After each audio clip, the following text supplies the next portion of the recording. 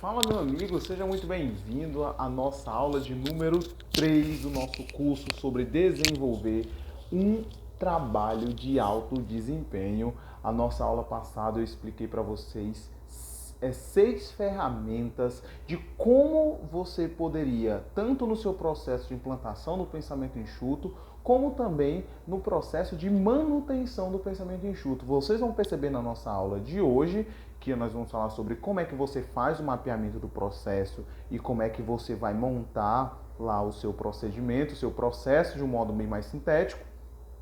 E as ferramentas que eu citei para vocês. Eu citei 2 de gestão. Caso você tenha assistido a aula há pouco tempo, você pode mudar os próximos 3 minutos dessa aula. Avança 3 minutos quando eu começo o conteúdo totalmente novo. Eu vou primeiro aqui revisar.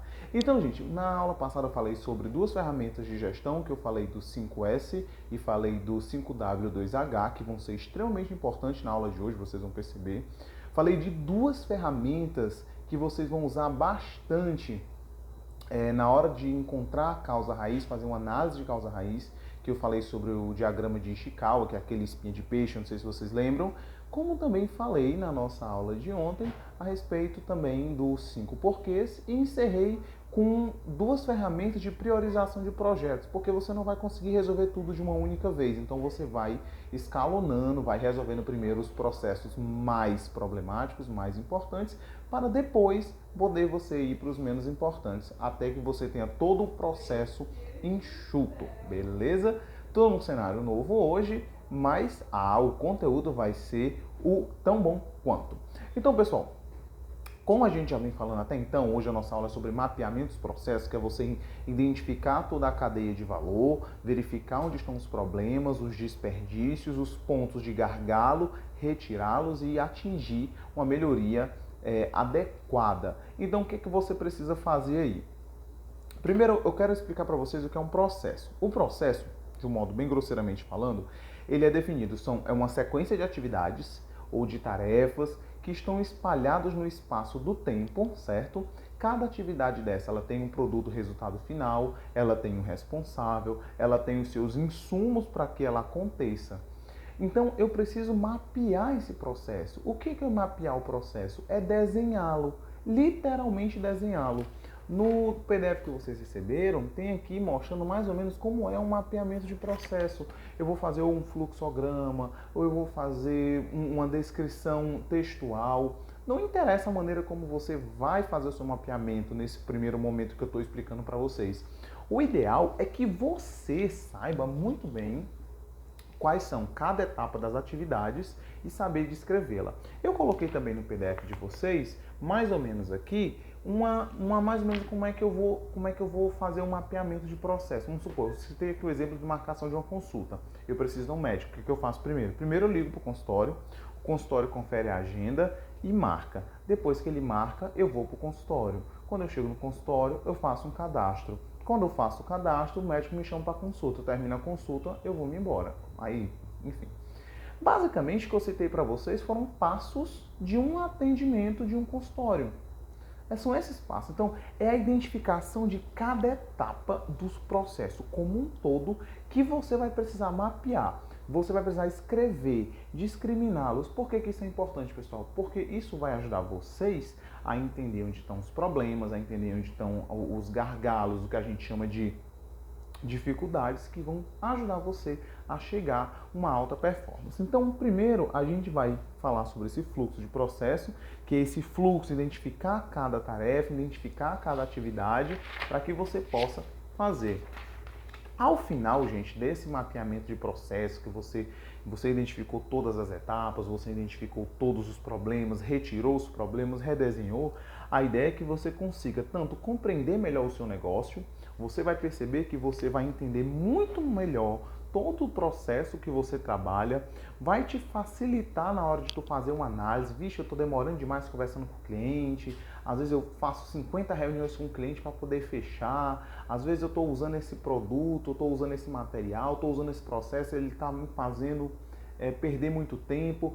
Quando é que você vai ter essa análise de maneira mais apurada? Quando você mapeá-lo, quando você identificá-lo, aí você vai conseguir reduzir custos, você vai conseguir aumentar a sua produtividade, você vai conseguir fazer o seu trabalho de maneira mais rápida e eficiente, sem perca de tempo, você vai conseguir resolver os problemas muito melhor, porque você vai entender a situação como um todo, não mais em pedaços. Você já passou por aquela sensação de que você tem um problema e você resolve.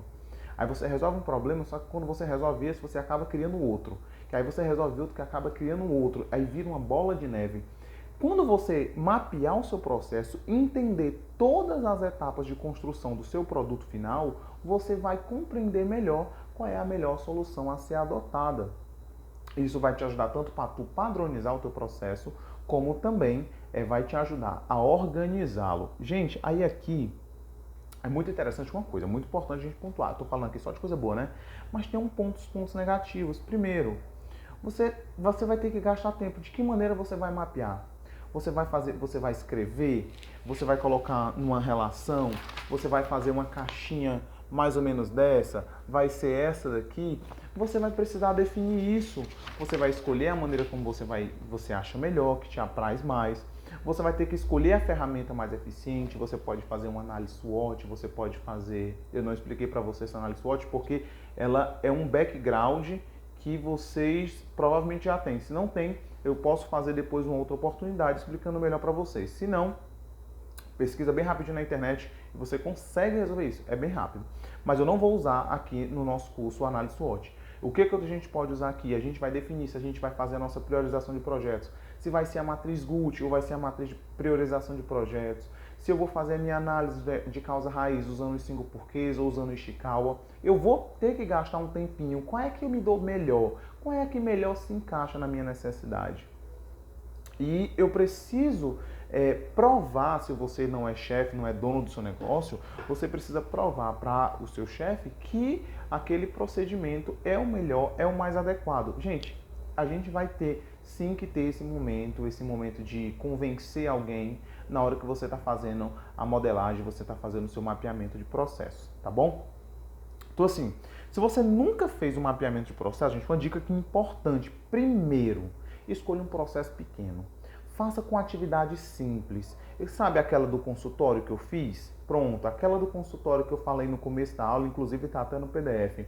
Começa com coisa pequena. Não pega logo o teu maior problema, não. Se é a tua primeira vez, coloca um problema bem simples, resolve ele, aí depois tu vai para os problemas maiores, que é para você pegar meio que você conseguir ir se adaptando, se acostumando com o procedimento. Vamos lá. Primeiro passo, você vai mapear o seu processo. Você tem que identificar qual é o processo que você vai fazer.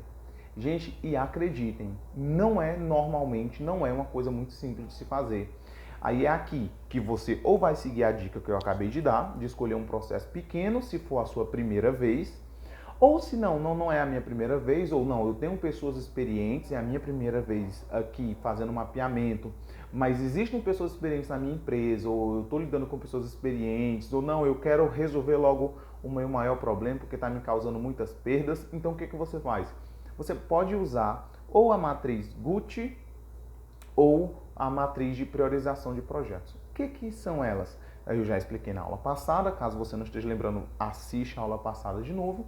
E a partir daqui, gente, você vai tentar identificar, através daquelas ferramentas, qual é o processo, qual é a atividade que mais te causa perda e qual é a mais grave. Então você vai sempre começar por aquela que causa maior impacto. Aí tem um outro porém. Caso você seja mais rápido, você, vixe, qual é o meu maior problema na empresa hoje? O problema é tal. Então você já vai direto. Meu maior problema hoje é fluxo de caixa. Então você vai tentar resolver o seu problema de fluxo de caixa. Você vai analisar quais são as causas, vai todos os processos de injeção de caixa ali. Enfim, você vai fazer a sua análise. Você pode escolher qual é a sua maior dor, qual é o seu maior problema, onde estão localizadas as suas maiores perdas. Esse primeiro passo é escolher a atividade. Então, pode ser de uma maneira mais direta, qual é a minha maior dor? A primeira coisa que vem na minha cabeça é tal coisa. Ou pode ser através da priorização, matriz de priorização de projeto ou matriz GUT, que eu expliquei na aula passada, tá bom? Hoje não é água, gente, é Coca, mas é Coca Zero. Não é propaganda não, Coca-Cola me patrocina. Então vamos lá. O importante aqui é você ser bem claro. Qual é o problema que eu quero resolver? Esse, pronto. Primeiro passo foi dado. Segundo passo. Normalmente, quando você tem um problema, você tem várias atividades dentro daquele problema. Normalmente um problema, normalmente uma dor, normalmente um processo, ele tem ou subprocessos ou processos adjacentes. O que são processos adjacentes? São atividades que elas acontecem em algum momento de maneira independente, mas num outro dado momento elas acabam se juntando. Então você tem que identificar. Ainda assim aqui você vai fazer uma outra escolha. Qual é o processo que você vai resolver? O segundo processo, você vai escolher as pessoas que vão te ajudar.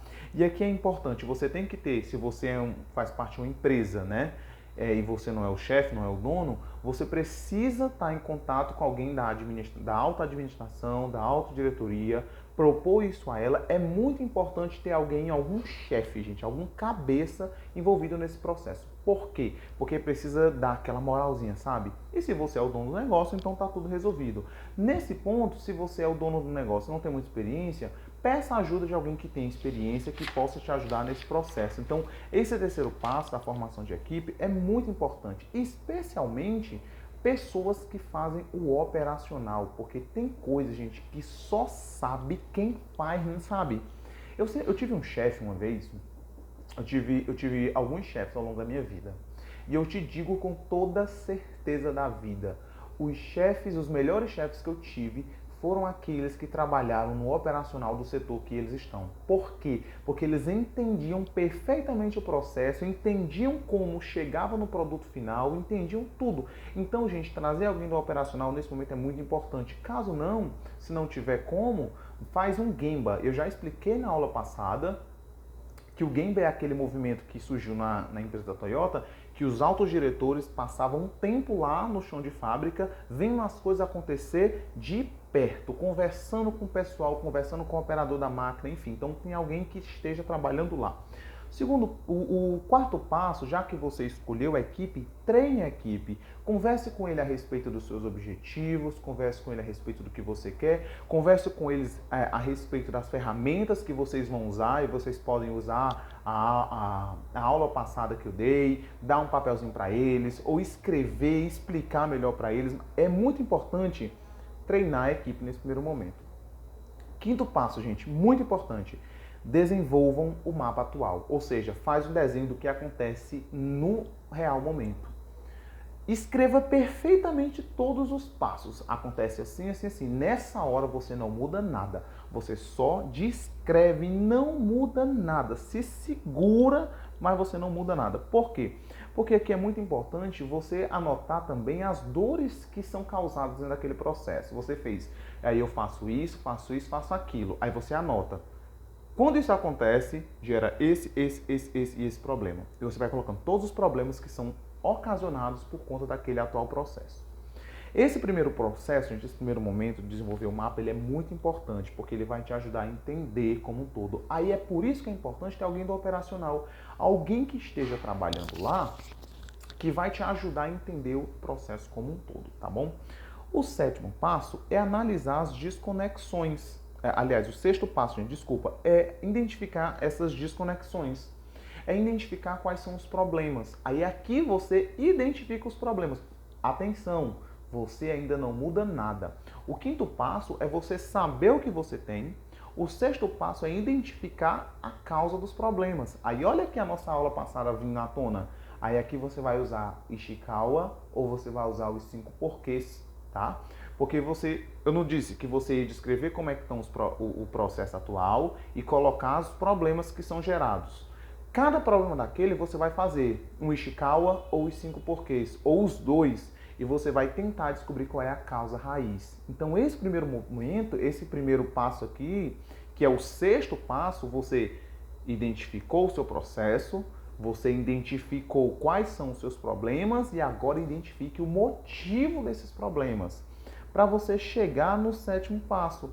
Aí exatamente esse sétimo passo é quando você vai conversar com a sua equipe, ou você vai fazer uma pesquisa externa, ou você vai fazer algum outro processo em que você vai tentar encontrar uma solução para aquele problema. Porque você já sabe como acontece, você já sabe quais são os problemas, agora você vai tentar encontrar uma solução. Gente, esse problema como é que resolve? Você pode fazer um brainstorm. O que é o brainstorm? É aquela tempestade de ideias, né, que a gente chama. Ou seja, todo mundo senta, conversando, como é que tu resolveria isso? Aí fulano diz uma coisa, ciclano diz outra, aí você dá a sua opinião e você vai tentar juntar as ideias, porque sabe aquele ditado? Duas cabeças pensam melhor do que uma? Exatamente, é aqui que entra esse processo. Você vai, depois de analisar os problemas, encontrar a causa raiz, você vai encontrar a sua solução. Exatamente aqui. É a sua solução. E você, gente, não tenha medo. Eu vou reforçar. Não tenha medo de imitar. Não tenha medo de olhar para fora, ver que estão fazendo uma coisa e você trazer para sua empresa, trazer para o seu negócio. Claro, dê os créditos. Avise, diga, se for um caso de pagar direitos autorais, pague ou desenvolva algo, mas não deixe, tipo assim, achar que você tem que inventar a roda. Não precisa ser uma solução inovadora, tem que ser uma solução que funcione, tem que dar certo. Esse é o ponto desse sétimo passo, é analisar qual é a solução. Então vamos lá, você escolheu a sua atividade, escolheu o seu processo, escolheu sua equipe, treinou sua equipe. Você mapeou o seu processo, você identificou cada etapa. Aí nessa identificação você pode fazer assim, como eu fiz aqui, ó, colocar uma caixinha e ir escrevendo, ou você pode escrever aqui, ó, primeiro eu faço isso, segundo eu faço isso, terceiro eu faço isso. Aí você vai identificar quais são os seus problemas. Quando identificar quais são os problemas, você aplica Ishikawa ou os 5 porquês para saber qual é a causa raiz. Eu expliquei isso na aula passada. E depois que você explicou a sua causa raiz, você encontrou a solução, porque você vai conversar com os seus pessoais, ou com os seus operacionais, ou você vai pedir uma ajuda, ou você vai sentar, vai colocar a cabeça no travesseiro, vai tentar resolver o problema, aí você vai encontrar a solução. Agora é que você muda. Agora é que você vai pegar aquele processo que você fez e você vai dizer, hoje está assim, mas o ideal é que seja assim. É aquele famoso como está e como deve ser. Aí você vai fazendo as alterações. Aqui é que você vai criando um novo desenho. Aqui é que você vai criando, fazendo as alterações necessárias. Você vai ver se precisa implantar algum software, alguma planilha, se você precisa mudar algum produto. Às vezes é um material, um maquinário que às vezes não te ajuda tanto. Aí você pode, aquela pesquisa que você fez para resolver o seu problema, é aqui que você coloca, já que, vamos supor, você trabalha com artesanato, você descobriu que você tinha um problema, aí você descobriu que a solução para aquele problema é comprar um determinado equipamento, uma determinada ferramenta. Aí aqui você coloca, vixe, então eu tenho que ter um treinamento para eu saber usar esse novo equipamento. Aí você coloca aqui, treinamento disso, disso, disso e disso, para depois seguir. Você vai criando, sabe, gente, um plano, uma ideia de como as coisas devem acontecer, entendeu? Então, 12 itens que eu vou citar aqui para vocês que vão ajudar vocês a nortear esse novo desenho. Porque assim, eu já falei para vocês que vocês tinham que identificar o processo como ele está hoje, como ele está acontecendo. Não foi isso? Então, aí eu disse, quais são os problemas que são decorrentes? Aí eu peguei, não muda nada, descobre a causa raiz e agora é que você muda. Primeiro, o que é que você tem que ter em mente quando você for propor uma nova mudança, quando você for propor um novo desenho? Primeiro, eliminar a burocracia. Claro que estou falando aqui burocracia que é desnecessária, que não precisa estar ali. Você tem que pensar, será que essa atividade realmente precisa? Está me causando tanto problema? Será que ela é importante? Você tem que pensar, se você está fazendo a mesma coisa 2 vezes, é importante ficar fazendo isso 2 vezes? Será que se eu fizer uma única vez e garantir que está feito, não precisa fazer 2 checagens? Eu tenho que avaliar o valor agregado. Aí olha aqui, a primeira aula aparecendo aqui. O que é que o meu cliente quer de verdade? Será que essas atividades elas estão agregando valor para o meu cliente? Será que eu não posso simplificar aqui? Aí, será que eu não posso reduzir o tempo de produção desse produto ou o tempo para fazer esse serviço? Aí é aqui que entra, aqui que está a base que foi dada lá na primeira aula. O que é que o meu cliente quer? O que é que o meu chefe quer? A partir disso, eu vou tirando as coisas que não estão alinhadas com o que ele quer. Eu posso tornar esse processo à prova de erros, eu posso modernizá-lo, eu posso aperfeiçoá-lo, eu posso promover que ele fique numa linguagem mais simples, não precisa ser tão complexo, padronizo ele, aí eu posso fazer uma parceria com os fornecedores para me ajudar a fazer mais rápido, ou para que eu possa ir comprando aos poucos e pagar tudo de uma vez, enfim, automatizar, criar planilha, criar software. Às vezes, gente, você pode pegar o seu celular e fazer um controle pelo seu celular. Tem muitos aplicativos que dá para fazer pelo celular ou pelo computador mesmo. Pede ajuda a algum amigo que é mais desenrolado para te ajudar. Você explica para ele o que você quer, pergunta ele como você pode ajudá-lo. Aí você paga a ele, né, gente? Se ele fez algo para você, você dá um agrado para ele. Combina com ele tudo antes, tá? Porque o combinado não sai caro, não. Então, são essas coisas que vocês têm que ter em mente quando vocês forem fazer as mudanças. O que isso vai ajudar no meu processo, vai eliminar as burocracias, vai melhorar o valor agregado para o meu cliente e tudo mais. Aí eu chego aqui no meu passo 9. O meu passo 9, pessoal, o que eu já tenho aqui até aqui? O que eu já tenho até aqui? Eu já tenho o meu processo novo, desenhado, todos os desperdícios retirados, todos os meus problemas solucionados. Aí agora o que eu faço? Eu determino quais são as minhas medidas de controle.